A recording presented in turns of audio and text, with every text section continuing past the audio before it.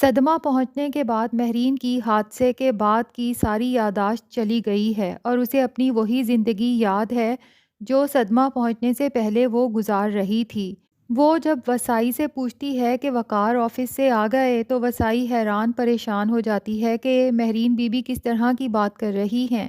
پھر خود ہی کہتی ہے کہ تمہیں کیسے پتہ ہوگا، وقار تو آفس سے نکلنے سے پہلے مجھے کال کرتے ہیں۔ عروج بڑی خوش ہوگی، اسے یہ لگے گا کہ امی کو سب کچھ یاد آ گیا ہے اور اس کا خیال ہے کہ اس کی بیٹی اریج کی وجہ سے شاید ساری یادداشت واپس آئی ہے۔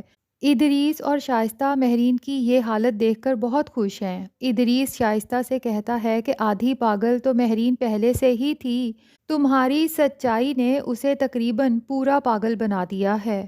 لیکن شائستہ کہتی ہے مجھے یہ ڈر ہے کہیں اس پاگل پن میں وہ کسی کو نقصان نہ پہنچا دے، خاص طور پہ سلمان کو، کیونکہ سلمان اس کے ساتھ رہتا ہے۔ لیکن ادریس کہتا ہے کہ وہ کسی کو بھی نقصان نہیں پہنچا سکتی، خاص طور پہ سلمان کو تو بالکل بھی نہیں، جس پر شائستہ جل جاتی ہے اور کہتی ہے اس کا مطلب ہے کہ آپ سلمان کے لیے مہرین کی محبت کو مان رہے ہیں۔ لیکن ادریس کہتا ہے کہ یہی سچائی ہے، چاہے ہم مانیں یا نہ مانیں اس سے کوئی فرق نہیں پڑتا۔ سلمان نے جس پولیس آفیسر کو ان شوٹرز کو پکڑنے کی ذمہ داری دی تھی، وہ سلمان کو کال کر کے بتاتا ہے کہ وہ کوئی چھوٹے موٹے چور ڈاکو نہیں تھے، بلکہ وہ کرائے کے قاتل تھے۔ ان کا پولیس میں کرمنل ریکارڈ آلریڈی موجود ہے۔ سلمان تو حیران ہو جاتا ہے یہ بات سن کر اور کہتا ہے اس بات سے تمہارا کیا مطلب ہے؟ تو پولیس آفیسر اسے بتاتا ہے کہ تمہیں جو قتل کرنے کی کوشش کی گئی ہے دراصل اس کے پیچھے کسی اور کا ہاتھ ہے، تمہارا دشمن کوئی اور ہے۔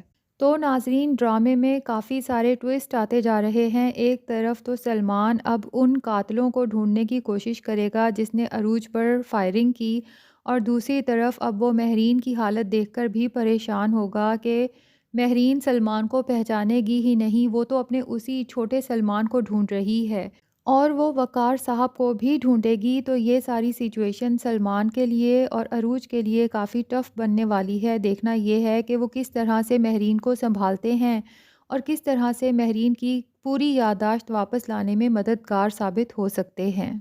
ماں نہیں ساس کے تمام اپڈیٹس جاننے کے لیے ہمارے چینل کو سبسکرائب کر لیں۔